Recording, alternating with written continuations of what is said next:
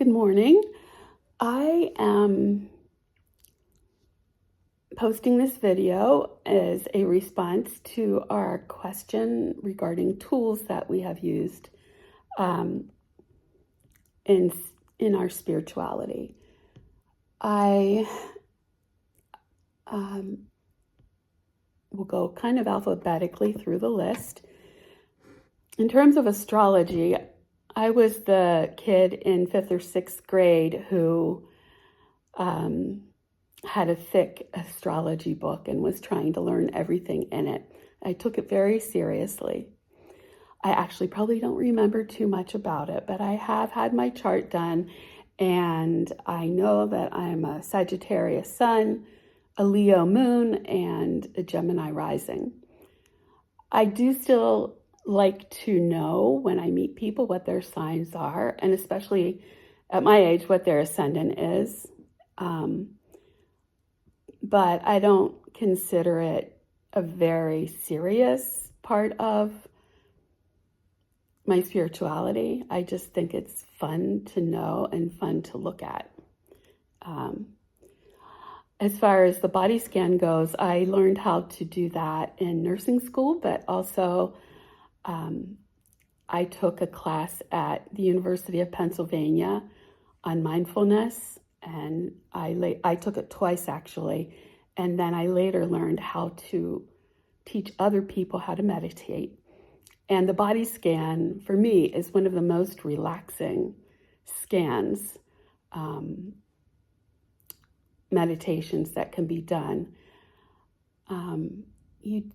I don't know if it's the same as the way it's meant on this list, but with that, you're going to find an area of your body and notice sensations in it, and then just move on in your scan and not focus on that area or what you're feeling. It's just a matter of noticing it and then kind of dismissing it and moving on. And that is a very helpful technique for people who have pain issues, as I do. And also,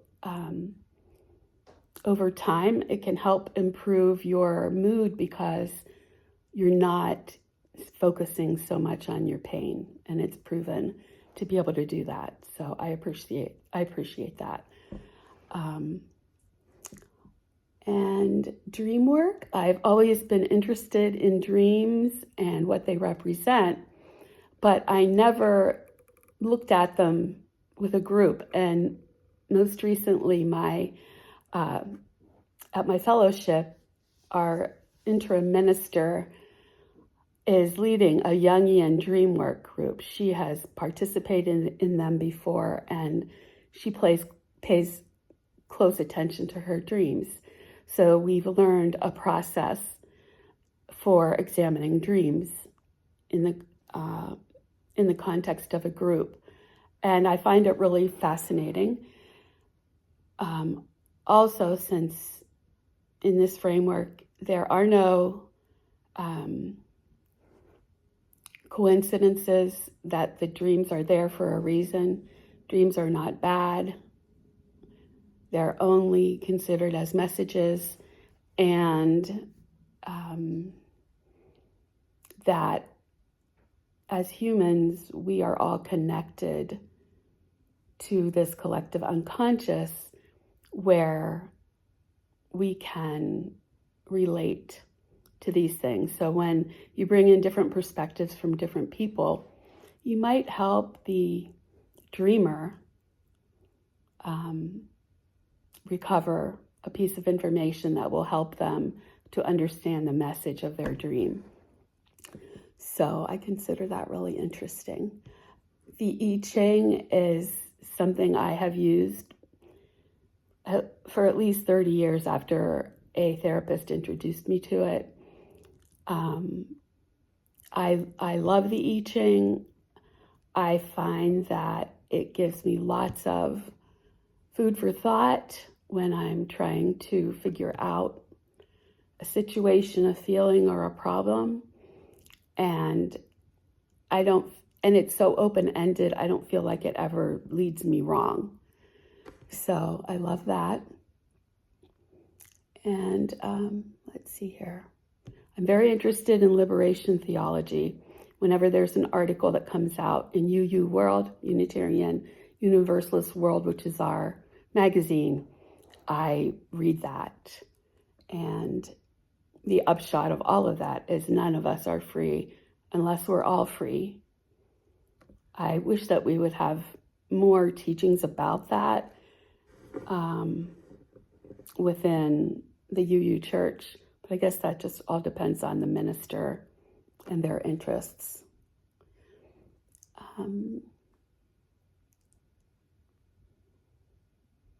I have done some labyrinth walks. I have done some Lectio Divina. Poetry is one of my loves. I enjoy poetry. I've taken classes on poetry and to try to be a better poet. And I even took a class at Temple University with a lot of very young people, but I felt very much at home in that class. And in terms of Lectio Divina, I really would like to do more of that with poetry as the source. Psychodrama I have done in a therapy group. It's fascinating.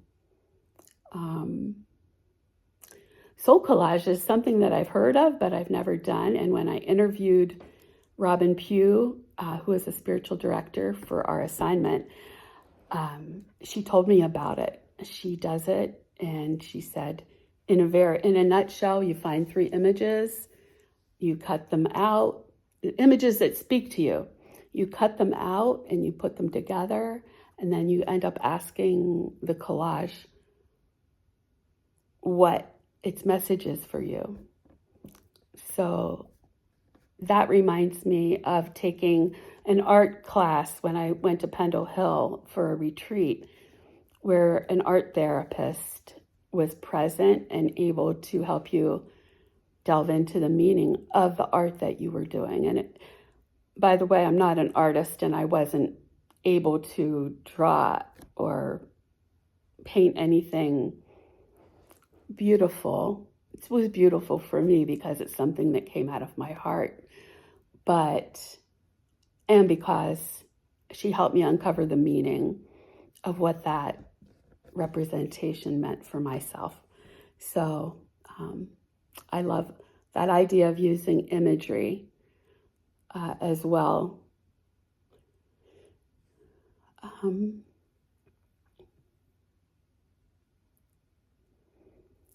I have done shamanic journeying. I am currently in a class for shamanic journeying with my spiritual director, who is Reverend Laura Horton Ludwig, and she does shamanic journeying, and I feel that is going to be one of the biggest practices, most rich practices for me, just based on the several journeys that I have taken. And I like it particularly because it connects me directly to the spirit world, or at least in its attempt to connect me directly to the spirit world. And it's reaching out to realms beyond this one for guidance. So I really like that.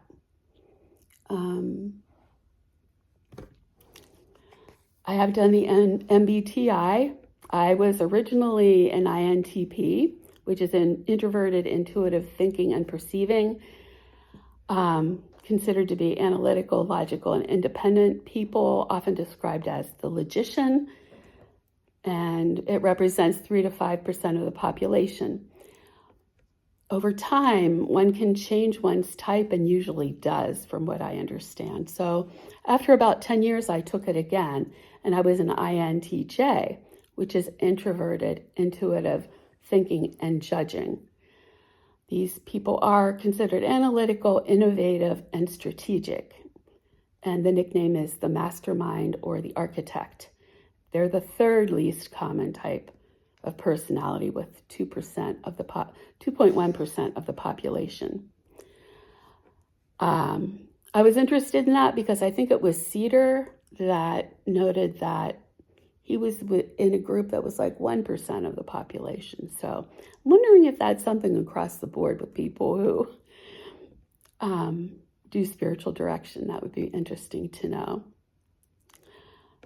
In looking up alchemy, I learned it's the inner practice, the practice of inner transformation. We can transform our lives by aligning our thoughts, feelings, and actions with our highest and most authentic self. While the ancient art of alchemy was the search for spirit in matter, and I am familiar with people who tried to change something into gold through spirit. But this current spiritual practice sounds more like what I already do automatically. I surrender to transformation and the changes that will lead me to who I am is a translation of a yogic phrase that my yoga teacher uses all the time. I loved it so much. It has so much meaning for me. I wrote it down and I have it cut out and taped up around my home. And I'm using it not only in terms of spiritually, but even physical changes and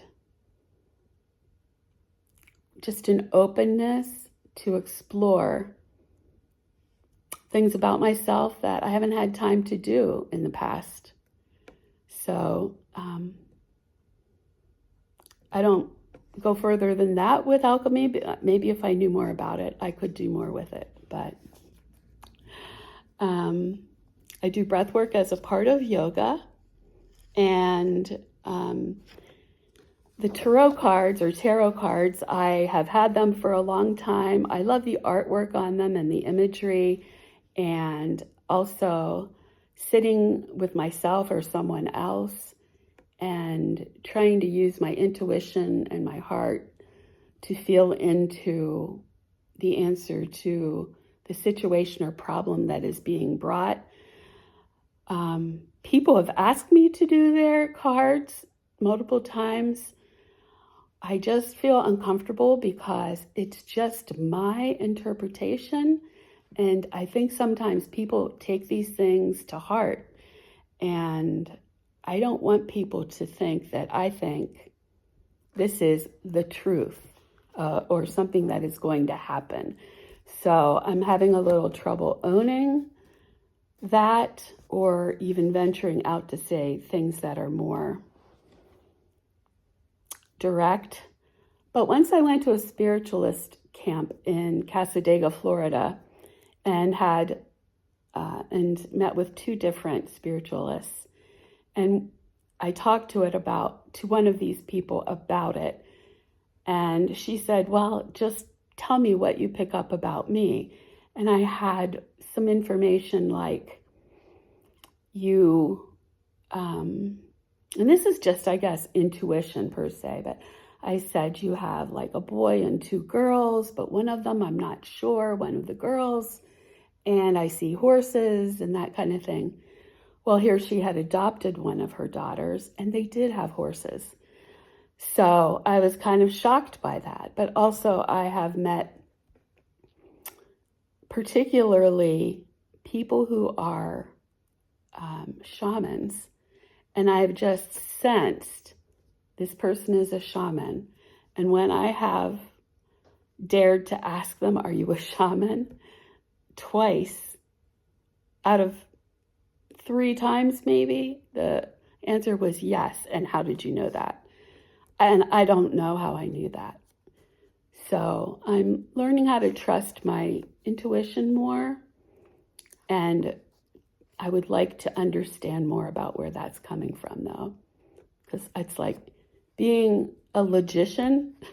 I'm going to trust but verify kind of thing. Um, what I would like to continue with going forward is I could continue with the Lectio Divina, but maybe more using poetry as a source if I had a group of people to do that with. I didn't mention this, but I love to just sit in nature and feel myself as part of nature and part of the oneness, not so focused on myself, but as just a small cog in the wheel. It's a release to be able to do that. I am interested in soul collage and would like to learn how to do that. I would like to learn how to do the Enneagram, continue to learn more about the tarot. I have some books and notebooks I recently purchased to that end. I would like to continue with the Jungian dream work and shamanic journeying. It seems like a lot, it feels like a lot, but all in good time. I have 2 new things I'm already participating in, and they're pretty big, so I'm going to start with those. But that is where I'm at, and I'm interested to hear about your stories as well. Thank you.